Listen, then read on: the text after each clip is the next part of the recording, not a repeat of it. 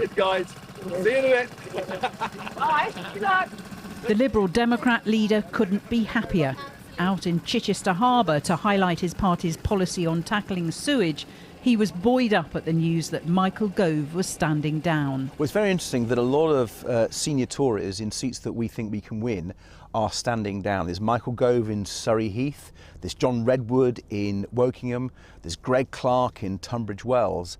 And I think they've seen both the local election results, where we're doing really well in those areas, and they've seen the fact that lots of former Conservatives are switching to the Liberal Democrats. They're disgusted, frankly, by the behaviour of the Conservatives. They like our local champions, and I think that we'll see potentially some more Conservatives standing down because they're worried about the threat from the Liberal Democrats.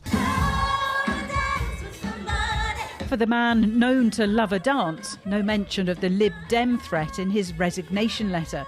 After nearly 20 years in government, Michael Gove said it was time to let a new generation lead. No sign of life at his Surrey Heath constituency office today, and despair from one local Tory councillor at the news Michael Gove was standing down. I think if Gove would have stayed in, we'd been close, but we would have got in. But I think now it's going to be a very tough campaign to fight. But we'll fight it all the way. But I don't think we're going to do well. Lovely to see you. Please don't get up. No response from Rishi Sunak to losing such a high-profile minister. He was meeting veterans in his Richmond constituency in North Yorkshire and was asked by one about that rain-soaked speech outside Number 10 on Wednesday. The amount of people that gave me an umbrella over the last couple of days. But, I just think when those moments happen, that's just what you do. That's our tradition. When prime ministers make the bigger moments and they call the elections, you go out there and you do it. And I thought, come rain or shine, it's the right thing to do. The Prime Minister left it to one of his ministers to dangle the carrot of further tax cuts. Cutting taxes is a core Conservative principle because we believe that we want people to keep as much of their own money as they can. But we're only going to do that if we can be responsible with the public finances and making sure that our public services have enough resources. And that's why we're cutting taxes that help grow the economy. And that means that overall, we're going to have more money for our public services. And that's what was found in our last fiscal events with the cuts in national insurance, so the cuts for average workers. The Office for Budget Responsibility calculated that actually helped grow the economy. Are you regulars at this ground? It's not just the Lib Dems chasing Conservative votes. The Labour leader met a group of swing voters at Stafford Rangers FC today. And like the Tory party, it's the economy that he says is his party's priority. I've just been knocking on doors just up the road from here and asking people what's the number one issue, and they tell me it's the cost of living crisis. I was with a couple this morning. They're coming off their fixed rate mortgage. They've had that for 5 years, and now they're going to have to pay £250 more each and every month because of the damage that's been done to the economy. That's why the Labour Party has said the number one mission is to focus on the economy, to grow the economy, and the first step towards that is to stabilise the economy. And, stability now is change. It's strange to say that in 2024, but a stable economy has to be the first step of an incoming Labour government. And that is what we'll make an absolute priority if we're privileged enough to come in to serve. Back in Chichester, is the name on Ed Davey's boat a bad omen? Is going after constituencies with big Conservative majorities a wild goose chase? The local Tory MP and Minister Gillian Keegan has a 21,500 majority, more than Michael Gove. So I sat down with the Lib Dem leader to talk tactics. So today we're talking about sewage. Chichester is such a beautiful, beautiful area, right on the sea. So many people sail here, they swim here. For them, the environment is critical, and they've seen it being damaged by the Conservatives who failed to tackle the water companies here, Southern Water, who's pumping their filthy sewage into the sea. And because Liberal Democrats have led on that, lifelong Conservatives saying, well, we value clean water, we value our environment, and we can't vote for the Conservatives because they're destroying it. But do you accept, in reality, these policies are never going to see the light of day unless you share power in a coalition government? No, well, I disagree with that for two reasons. First of all, there's a track record over decades, I've been in Parliament a little while, of other parties stealing our policies. And that's a good thing, right? We're putting forward really great ideas. So you're a pressure group? No. We push them in Parliament. If they don't steal them, we then campaign in Parliament, we amend legislation, we get them through. How many seats do you think you can take from the Conservatives? Oh, we never put a number on it, do we? And we shouldn't. But I can tell you with some confidence that number is getting larger and larger. Jane Dodge reporting there. Well, Henry Hill is deputy editor of the Conservative Home News and Analysis site. He joined me earlier and I began by asking him how he thinks the election campaign has been going for Rishi Sunak since the surprise announcement on Wednesday. He surprised not only the country and the opposition, but his own party. His own MPs didn't know. CCHQ, the Conservative campaigns, didn't know. They hadn't selected candidates, so now they're having to find candidates for 100 seats. So, yeah, absolutely, because elections are hard work. They need a lot of prep and organisation. Normally, you think about 2019, the amount of work that went into Boris Johnson's campaign when they knew that was coming, and then you contrast that with the Prime Minister suddenly going, right, we just have to go now. Of course, it's producing fiasco after fiasco. I mean, two more big figures revealed they were standing down after he made that announcement, Michael Gove and Andrea Leadsom. I mean, it's being dressed up as older politicians who've just done their time, but it's the exact opposite, surely, of a vote of confidence in Mr Sunak, isn't it? I do think, well, yeah, I don't think anyone really, if they're in their honest heart of hearts, could say that they think that the Conservatives are going to win this election. Even the Loyalist MP will tell you privately that you go into an election 20 points down, no government has made up that gap in modern British history that I can think of. But on the other hand, it is important not to completely discount the fact that if you've been in Parliament, Michael Gove, great example, he's been in Parliament since 2005, he's held several really senior government posts, 20 years of his life. Why would he be particularly interested in hanging on and then maybe being on the opposition front bench staring at this all-conquering Labour government with probably quite a healthy majority when he can go and have a private life again? You know, the media are always accused of making too much of the sort of style over substance, the gaffes, you know, the drenching, you know, the Titanic, the exit signs behind him when he was on the plane, Rishi Sunak. But how much do you think it plays for voters, particularly when things are fragile anyway? I don't think most voters are going to ever decide an election based on one bad photograph, right? That's a slightly sort of bubble conceit. Most voters are adults. So you or I wouldn't expect to see someone we otherwise respected standing, unfortunately, in front of a sign and then go, well, that's not a person for me. The problem is when it feeds into a narrative. That's what happened with Ed Miliband. Ed Miliband, the pictures kept coming, but it was dangerous because it fed into a narrative of haplessness that the media had established and which had been established in the minds of voters. And I think that's the danger for Rishi Sunak.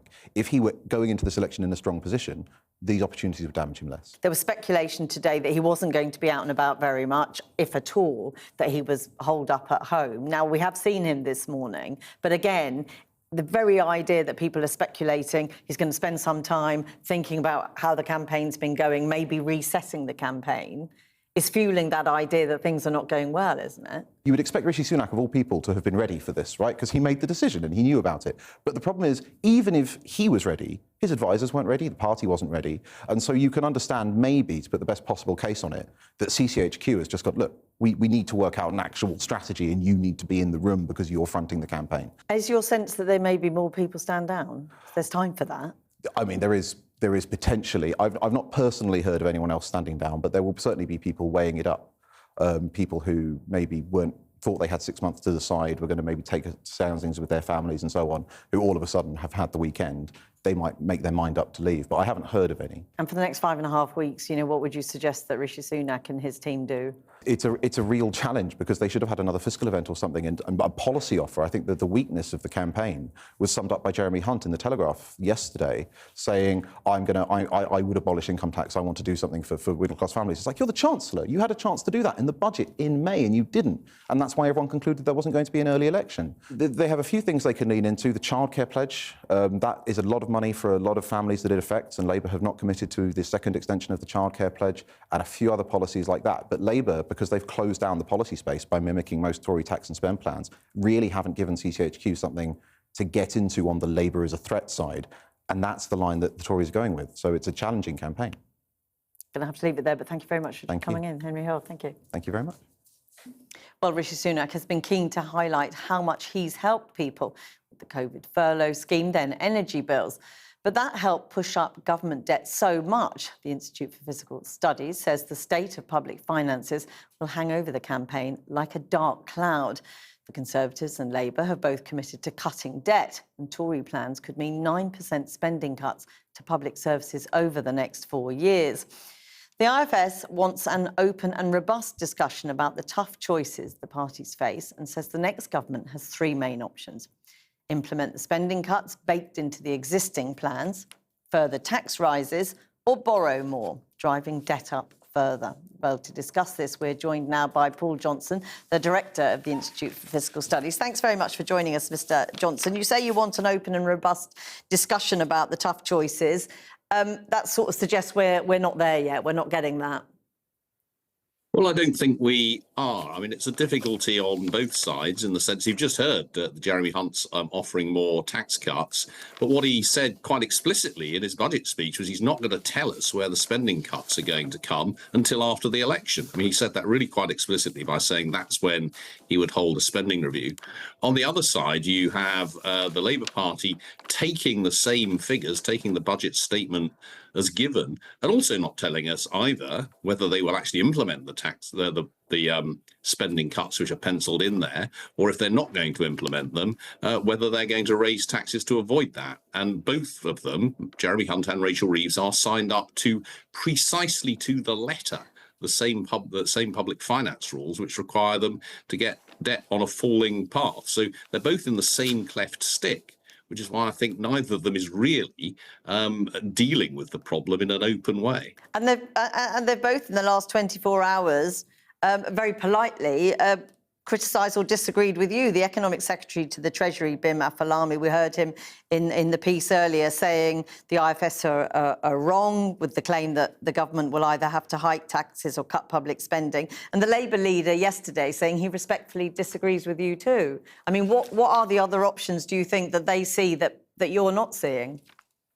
Well, I saw both of those. I mean, in terms of what Bim Afalami was saying, he was suggesting in a sense that the numbers were wrong, but he needs to look at what his own advisors, the Office of Budget Responsibility, are saying, which is actually very, very similar to what we're saying, which is that if you take at face value the spending numbers that the Chancellor set out in March, they imply cuts in public service spending outside of health and defence and one or two other things. They've said that very explicitly, and it is just a matter of arithmetic to show that.